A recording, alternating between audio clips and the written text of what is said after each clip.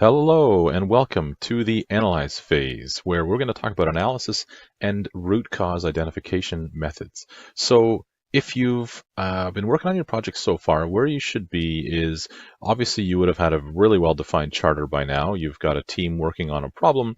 You've probably gone out and either mapped your process to understand what that process looks like at a high level and what the scope is and where some of the problem areas may be. You would have hopefully gathered some level of data around your process to kind of baseline it, baseline the performance of your process, those key attributes that you're trying to fix, right? So if it's quality, you've hopefully got a baseline of how good or bad that quality looks. If it's efficiency or if it's productivity, those types of things, there's hopefully some data that you've now gathered and put on a run chart or histogram or different types of ways to visualize and articulate how the business or how the process, is performing. So that's really where you should be as of right now. Now, as part of the analyze phase, really the goal of the analyze phase is that you want to start to understand and identify those critical factors that are potential root causes of defects for your process. Okay, and these are defects that are defined by your customers. So you think back to your define phase where you're measuring, so you're defining exactly what the project's all about and what the customer values and what's important to them, the VOCs. This is the point now where we're starting to understand, based on the data that's presented to us, what are some of those root causes that we think could be contributing to this unwanted output, right? Quality, cost, productivity, whatever that is, okay? So there's certainly lots of different tools and techniques that we're going to be using as part of this phase, but this is the process we're going to go through. So first, we want to get a bit of a deeper dive analysis around the process, so we really truly understand the process. Then we're going to get into developing root causes and some potential root causes, and there's some tools we can use to do that.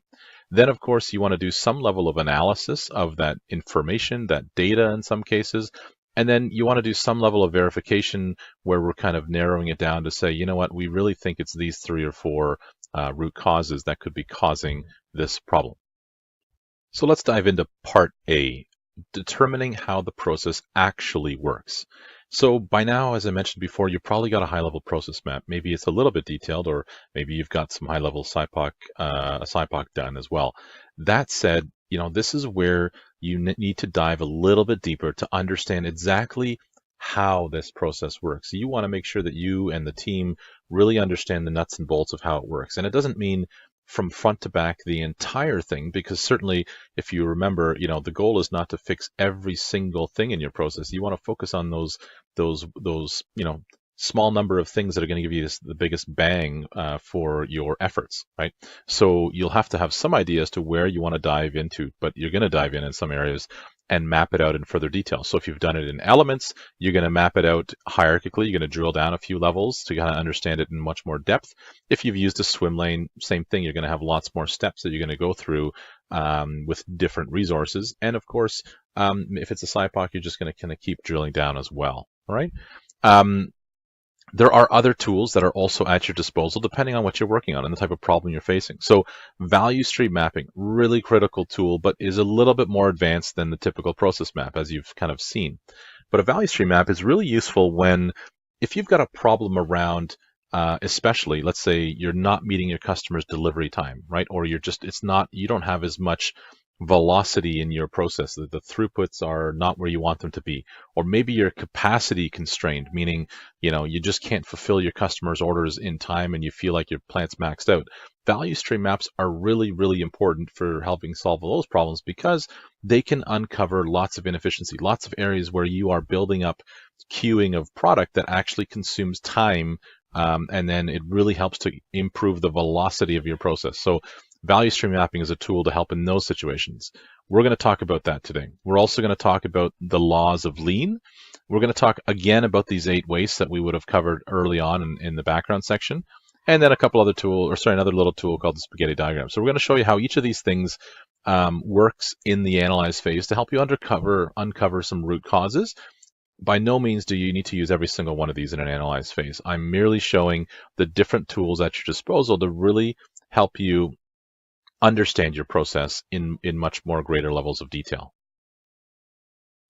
So we're going to cover a little bit more depth on a couple of these tools that we just talked about. So let's talk about process mapping. So I mentioned you're going to want to dive a little bit deeper with your process mapping in the analyze phase to really understand how a process actually works. And so here's what I mean by that. So when you have procedures for your business or your process, sometimes you have procedures for your process or your department. Or work instructions, detailed work instructions, those sorts of things. They're all very valuable, right? But those are descriptions of how a process should work, okay? And that's really helpful. But what your goal is in the analyze phase is to understand how a process actually works. The distinction here is extremely important because when you gather your procedures, you gather these work instructions, and you might read them or your team might kind of consume them to understand how the process should work.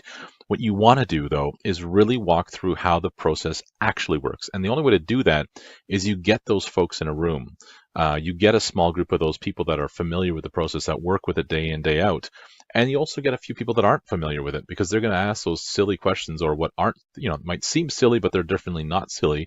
They're questions that the people ask to try to understand the process.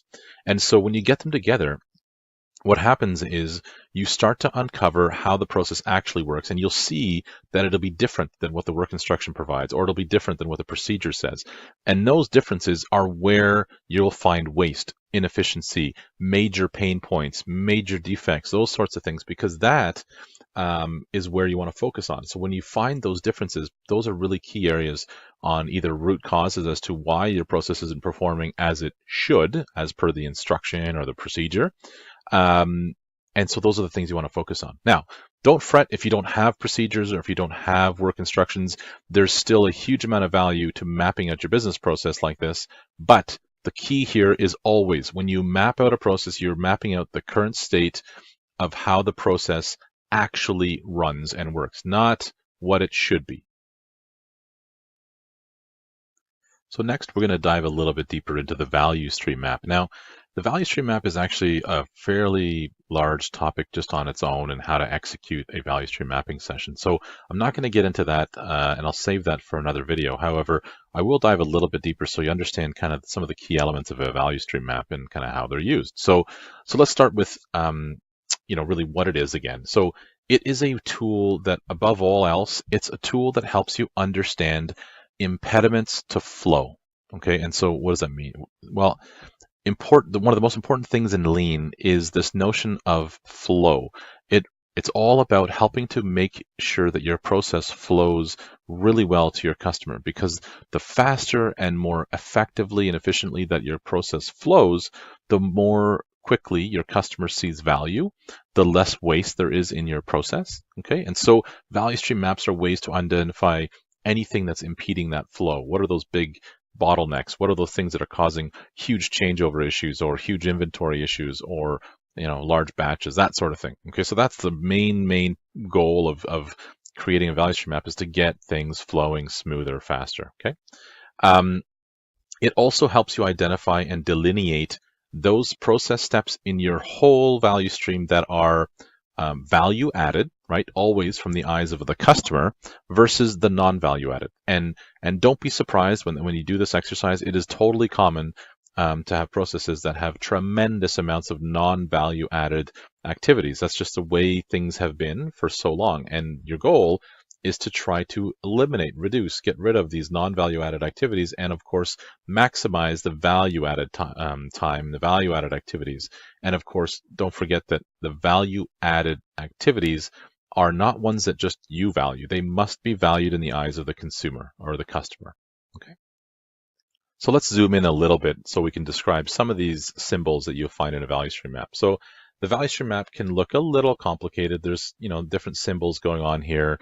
So it does take a little bit of understanding to know what's going on here, but most of it is fairly intuitive, and we're going to walk through high level what this means and why it's important to do it this particular way.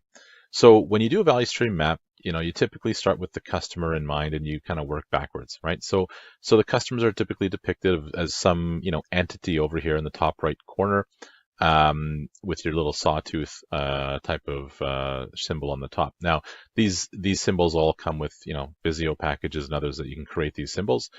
It's not mandatory that you have them, but it kind of helps with some level of understanding.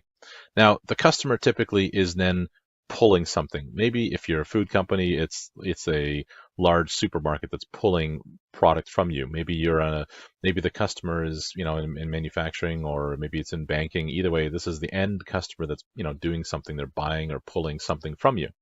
So what do? They in this case, there's a monthly order that goes to the production company, the production, the manufacturer, that's you guys, and it doesn't come right to the plant. It goes to what we call production control. And this is kind of the epicenter of your business, your manufacturing process. These are the folks that are basically producing those production schedules, producing the manpower, the labor required to run the process, that sort of thing. And then that drives, some of your raw materials. So now the production control is providing a weekly order to the vendors and the raw material suppliers and those sorts of things to kind of make sure they've got the raw materials required to produce stuff, right? Now, they may also provide information. There could be another arrow that comes right to the process, and they might provide information on labor, staffing, that sort of thing for the plant. Okay, these diagonal lightning bolt type of arrows indicate it's an electronic information that's flowing from one place to another, as opposed to a physical good of some kind. It's not. Okay. And then so the supplier might have weekly deliveries to your factory. Now, this process A, B, C steps, this is kind of generic process steps that exist in your business, your process, your manufacturing process. Maybe it's your food manufacturing process, whatever. So these are your high-level steps of what you do to provide products and services to your customer. For each process step, you'll have perhaps how many people perform that step. And then there's a bunch of other little things that you can gather, information around cycle time, changeover time, uptime, number of shifts, that sort of thing. Okay. Now, interestingly, there's these two yellow triangles before and after each of these steps, and then there's a few others here. These triangles are symbols for inventory. It's a key element of waste in a lean world. And so clearly you have inventory waiting to be processed that come from your raw materials, right? And then in this case, this process step is producing a bunch of stuff, and then it goes into inventory or a queue. There's a queue building up before step number B. All of these things are important to highlight. Why? Because these are impediments to flow. So if you think about things flowing, if you've got a backlog of inventory, backlog of people or things that are waiting to be processed, you can see that that's an example of a process that's not flowing properly. So you capture inventory in this fashion in a value stream map. Right? And then you follow through the process steps, you capture some finished goods inventory, and then you ship it, and you've got a frequency of how often you ship it. So it's all reasonably straightforward. It takes quite a bit of time to go through this, and it's much more complicated than what we've shown here. But you're also going to need some process data, which makes this, a pretty thorough value stream map. Now, along the bottom, the last thing I want to talk about is what we call the lead time ladder, or a sawtooth, right? And what that is when the sawtooth is kind of high up like this, it's indicating non-value added activities. And then when it drops down underneath these steps are deemed by the customer to be value added, because process A is transforming some sort of raw material, doing something valuable to it, and sending it to step B, right? But so you've got 300 seconds that it takes to go through process A. That's value added from the customer perspective. But then it sits for 4 days in inventory before it's processed again. That's not value added. The customer doesn't care that it's sitting in a warehouse for 4 days, right, waiting to be processed. And then process B is again value add. I'm doing something different to it. So these are value added activities. So the sawtooth helps you delineate between value added and non-value added activities.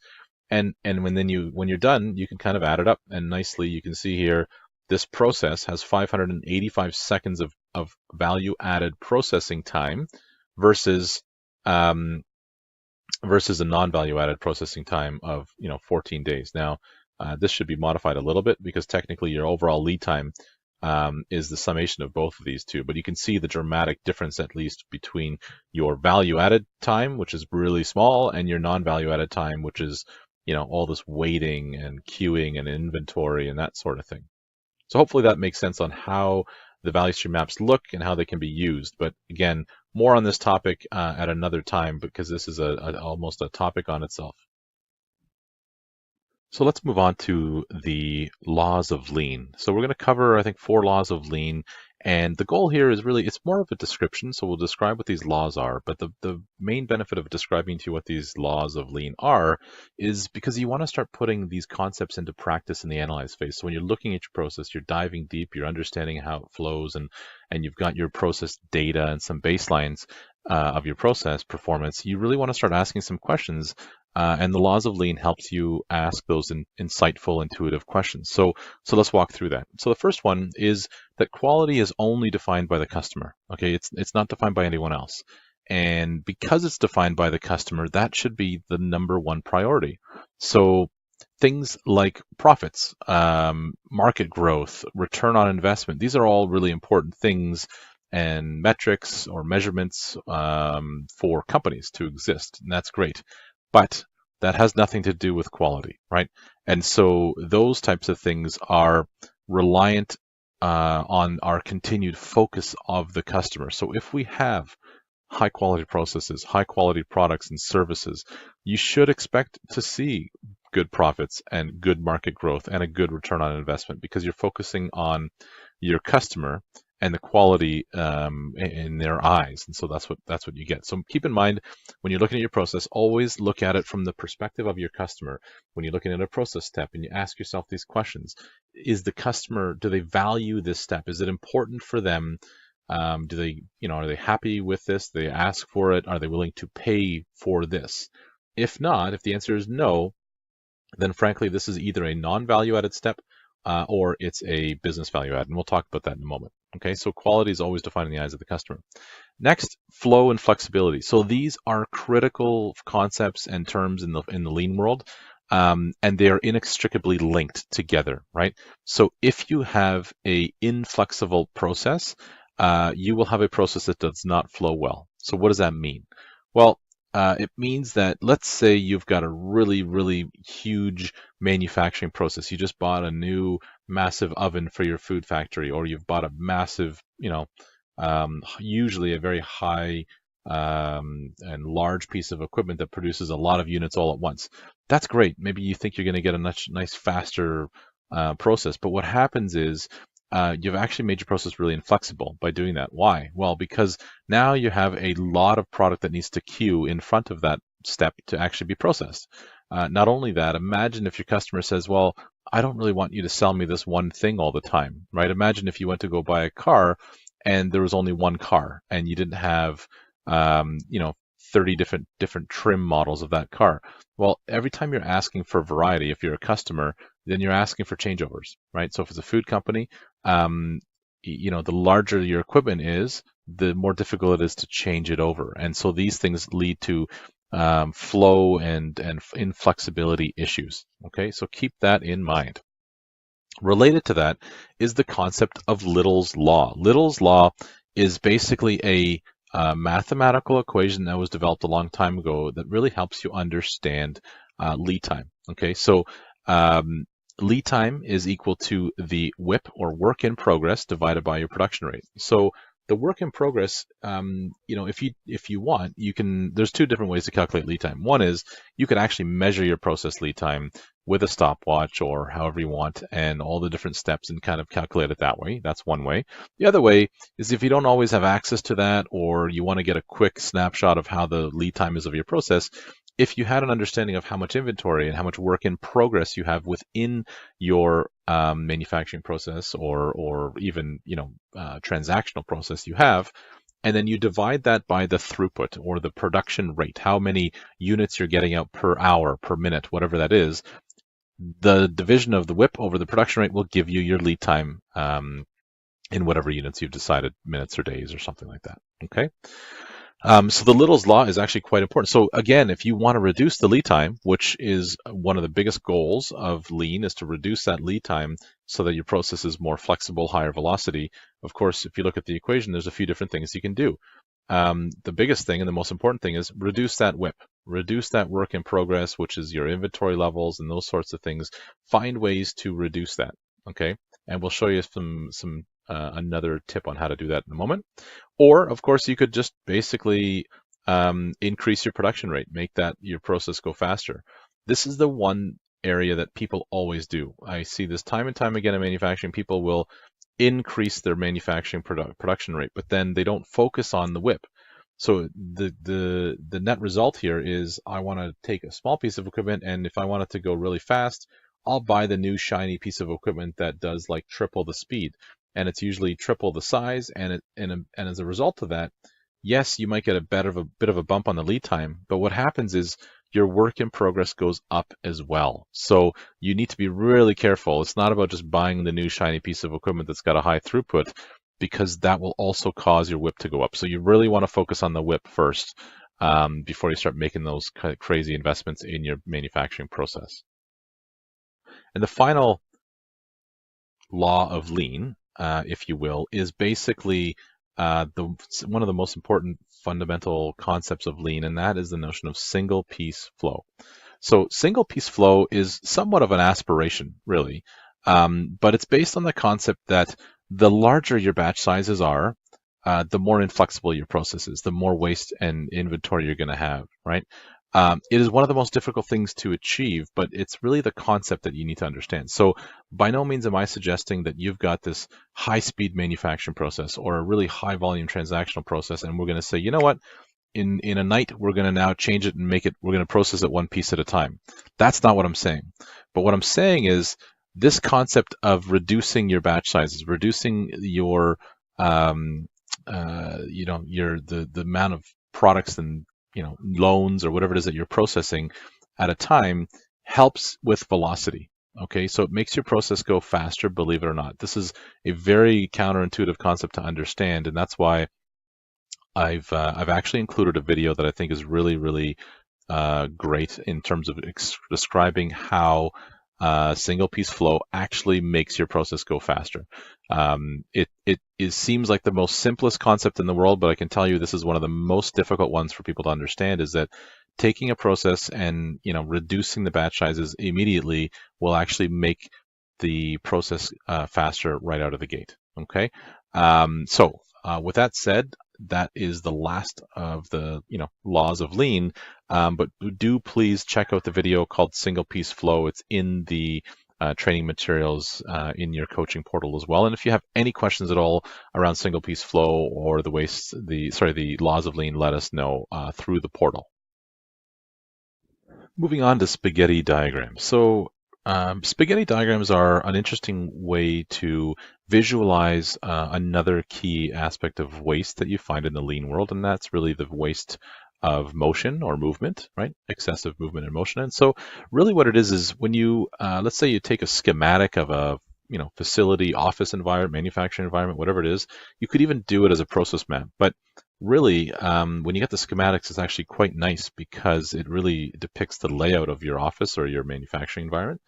And what you're doing is you're tracing the path of a product or a activity that a person might perform. In this case, it's actually motion of, I think, an operator moving around. And so when you track that motion with a this little path or flow line, you start to see a concentration or a higher concentration of movements in a certain area. And so you can see that perhaps a little bit rarely an operator might go up and around here and down this hallway type of thing or out of this corridor, but most of the time they are kind of going around this piece of equipment all the time, right? And so when you go around that piece of equipment, this here itself is waste, because you're picking up something and they're physically traveling over there. Maybe there's even some ergonomic and health and safety issues with an operator or a person having to go all around, or maybe it's a forklift or whatever.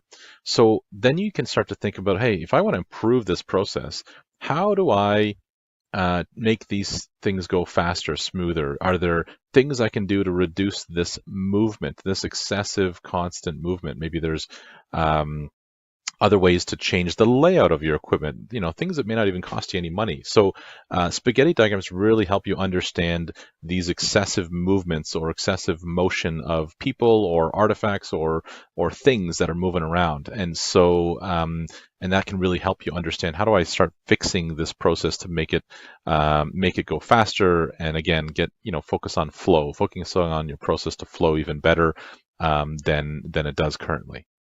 Now, When we start into part B of the analyze phase, we're going to talk about how you develop these potential root causes. And so there's a couple of tools, 4 or 5 tools in particular, that you're going to use quite often in the analyze phase to really flesh out some of those potential root causes, right?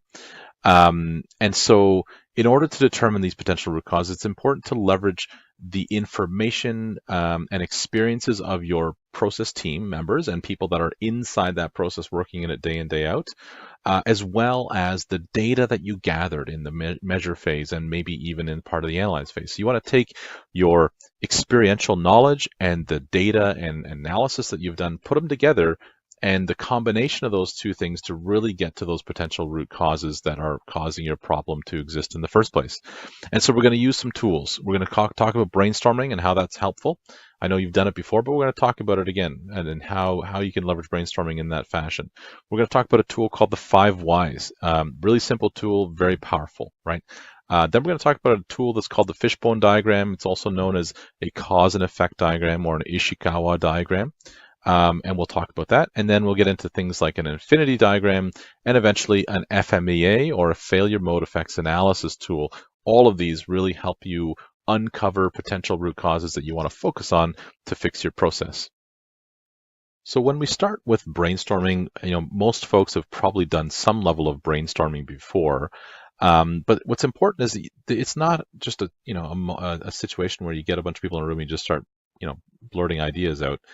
There needs to be some structure to the brainstorming, right? And so, of course, it's an effective way to identify some root causes, because without brainstorming, you're not getting any ideas, right? You need the ideas, and the focus on brainstorming and the value of brainstorming is the goal is to go for quantity, right? So when you set up a brainstorming session with folks on your team in the analyze phase like this, the goal is always quantity. You want to get as many ideas on the board as possible. Some of them might be, completely out of the box thinking, which is totally good. And we don't want to thwart any sort of idea. We don't want to criticize ideas, any of that stuff, because the goal is quantity, right?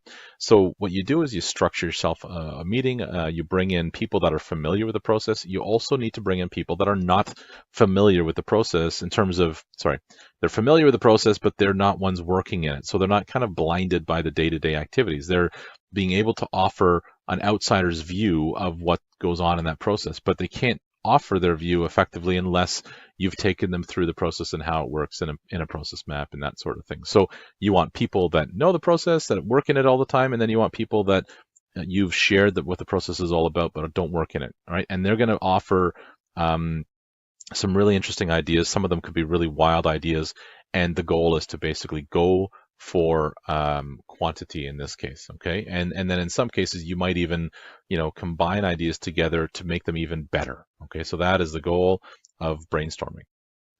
So in addition to brainstorming, another really important tool, albeit it might seem really simple on the surface, it's actually quite a useful tool to dive deep to get to root cause, and that's this tool called 5 Whys. And it's really a very simple technique that allows you to ask why several times to really, dive a bit deeper to understand the problem a bit better as to what could be a plausible root cause. So obviously some of the benefits of this tool is that you're going to start to get these root causes for this problem. You're going to identify some of these, potential ones. You can start to see the relationship between the problem itself, right, and what you're noticing and some of the root causes.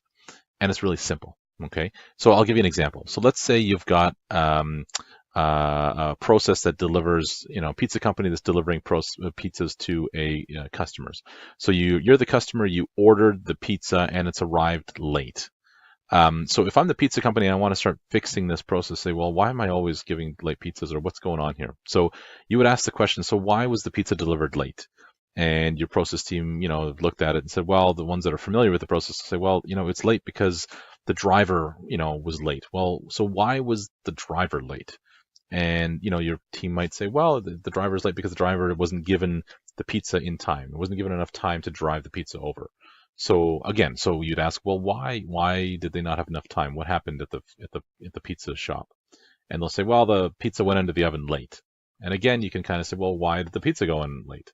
And they might come back and say, well, the person that's taken the order, didn't write it on the right paper. Okay, well, so why not? Why didn't they write it on the right paper? And maybe they ran out of the paper. Maybe they don't have that paper. And so you can see right away that if that, here's a potential root cause, is if they have the right order form for the order taker, that would have caused the pizza to go in the oven properly on time, and it would have been possible to come out on time for the delivery guy to deliver it. So really simple example, but you can kind of see how you're drilling down on these different problems and symptoms to get to some root causes. Now that might be just one root cause. There could be another reason. Maybe the how it was written out even on the piece of paper wasn't legible. Maybe it took too long on to take the order from the phone, that sort of thing. So there's different root causes, but you can see how you're drilling down through those symptoms to kind of get at those root issues. So 5 Whys is a really valuable tool to help you drill down like that. I really encourage you guys to use that as to kind of dive deeper to get some of those potential root causes that you want to focus on to improve in the improve phase of your projects. So hopefully that example gives you an idea of how to use the tool, but if not, we've kind of popped it into the training material for you now. So I'm just going to walk through it. So the way to use the tool, again, write down that specific problem you're dealing with, but that's easy because you've already got it in your project charter, your problem statement, right? And when you write it out, obviously it helps you understand that problem completely. And then you start asking why that problem happens. You ask your team, the people that are, on your those subject matter experts, to start drilling down to say, why is this problem happening? Okay. Then after that, if that particular answer to that question doesn't actually identify the root cause of your problem that you wrote down initially, or your actual problem statement, then you keep asking why and write those answers down, right? And you'll keep going through this bit of an iterative approach until you've got a root cause or multiple root causes to what could be causing that problem to happen in the first place. So if you look at the pizza example, when I asked you, I asked the folks, why was the pizza late? And then we said, well, the delivery man, delivered it late. That's not the root cause, right? That's still a symptom. We don't know why it was late. So you kind of go deeper. And so that's how the 5 Why approach really works. Now, the next tool I'm going to show you guys is one of my favorite tools for a root cause identification, and I use it almost all the time because it really helps people identify all the possible things that could be causing a particular problem or an effect. Okay, and that's called the fishbone or Ishikawa or cause and effect diagram. And so really it's called that because it looks like a fishbone, right? So you've got this horizontal line or arrow that goes through the center here. And at the end of that arrow, we typically put, what's the problem? What's the effect that we're seeing that is unwanted, right? Because you're in the analyze phase, we're trying to figure out what's causing this problem to happen, okay? And then what you want to do is start brainstorming all the possible things that could impact or cause that. However, you don't the value of the fishbone is it actually helps you organize your ideas or your possible root causes into these different cause categories. And you can create your own categories if you like, but one of the tools I really think is valuable, one of the aspects of this tool that I think is really valuable is that quite often people that use the fishbone have already come with standard categories to help you think of all the possible things and that could cause your problem to happen. They already identify them. So what are those categories? So the 5 possible categories that could cause a particular problem to occur are machine related. So what is it related to a machine, or in a manufacturing environment, this is pretty straightforward, but it could also be in a transactional environment. Maybe there is some sort of a machine, computer, system, application, something that's causing your problem to happen. So it forces you to think about what machinery or equipment are causing could cause my problem to happen, and what specifically about my machine or equipment is causing it. Then, of course, you have people. So people is another area. So maybe there are training issues with some of your team members. Maybe certain folks you're noticing certain departments might have a higher impact on your problem versus other areas, right? What are some of the things they're doing? Then you've got methods, right? So what are the methods involved in your process? What are the methods that people are using, or your equipment, or your computers, or whatever are using? What are some of those methods that might contribute to your problem? Maybe the procedure that you've chosen to use. Maybe the work instruction is incorrect. So those are all to do with methods, right? Then you've got materials. Maybe the raw materials are a cause of are causing your problem to occur the way it, as bad as it is, right? Maybe it's the raw materials or packaging or something like that, right? Maybe how you measure. So this is somewhat, sometimes people get a bit confused with this one, but maybe how you measure is actually causing an issue, right? So for example, if you're measuring a particular defect, if your measurement system is flawed to begin with, that could be one of the causes as to why you might have a quality issue, right? So there's tools in Lean Six Sigma called measurement systems analysis, or Gauge R&R. These are tools to validate that measurement system. So sometimes the measurements that we're taking and how we do our measurements might cause a problem itself. And then the final one to think about is environment. So what things are going on in your environment? Is it, hot, cold? Is it, are there, labor issues going on in your environment? Are there, toxicity, those sorts of things? Like what sorts of things are going on in your environment around your process that might cause your problem to happen or not? Now, these categories, like I said, they're standard categories. It doesn't mean that every single one of them is a cause for your effect or cause for your problem. It just means when you write those categories on a board, it helps the team focus to say, hey, if we think we've got an exhaustive effort of root causes here, let's think about all the root causes related to machine, people, methods, materials, and so on. And once we've got a good list, then you can start figuring out, okay, which ones we think are the most important. And so it doesn't mean that you have to have one for each category, but it just helps the team, really get to that exhaustive list. Because remember, the goal here is quantity, right? So yes, that is fishbone diagram. Now, the affinity diagram tool is a tool that can be used to really help you bring together common ideas, right? And so you typically use it after you've done a brainstorming session, maybe after, if you've done a fishbone diagram, they've already been somewhat affinitized, if that's even a word, but the fishbone diagram kind of groups those like ideas together, or like root causes, into those, 5 standard categories already. But if you haven't done the fishbone and you just did basic brainstorming and some 5 whys, and you've got lots of ideas of possible root causes, there might be some value to leveraging a tool like an infinity diagram, because when you lump these kind of common root causes together, you might be able to identify one solution that could address multiple root causes altogether. And that's the value of the affinity. So because otherwise you're going to have a laundry list of a whole bunch of improvements you got to work on. Whereas if you've got this affinity tool that you leverage, it's basically grouping these common, opinions, issues, root causes together, so that then you can start prioritizing one over another and say, I'm going to focus an improvement opportunity that's going to address all of these particular root causes, right? So, maybe you've got a project and you've brainstormed some root causes around maintenance, and here's these specific ideas all lumped around the maintenance idea. And then maybe there's a whole bunch of ideas around product quality that you want to fix as well. So the affinity diagram is just a really good way of organizing what could be a chaotic, brainstorming session of lots of different ideas into more bite-sized, summarized topics or categories.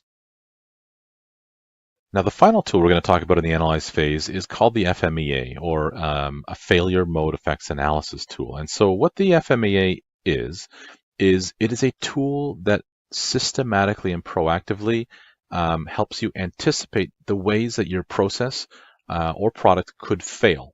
Okay, and so, and of course, if it fails, or if it has a defect, is another word of failure,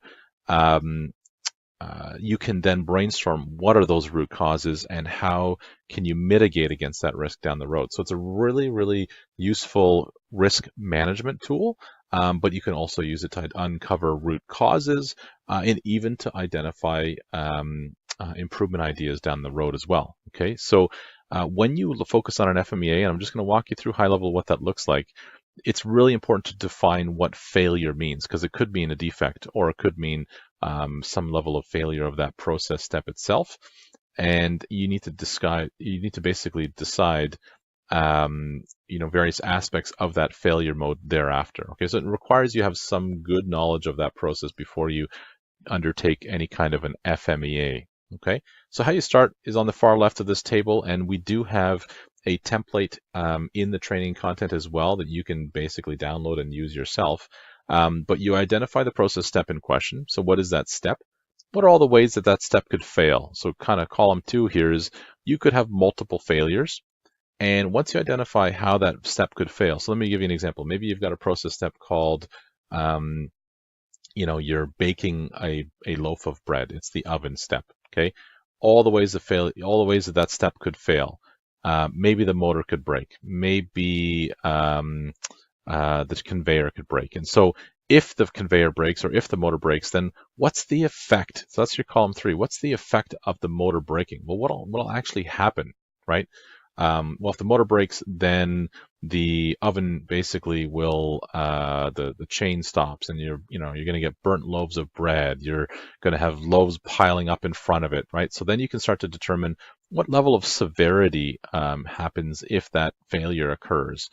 And then what are some of the causes? Why would the motor fail? Why would the conveyor fail? So you can see that you're starting to go from kind of the issue and drilling into, possible root causes, how frequently does it occur, and so on and so forth. Okay. Then you want to talk about, so what kind of preventative controls do we have in place to prevent the motor from failing, or to prevent, this catastrophic failure from happening? What have we got in place? Are there sensors that can monitor the motor performance? Do we have preventative maintenance on the motor done? The maintenance guys come in and do that sort of thing.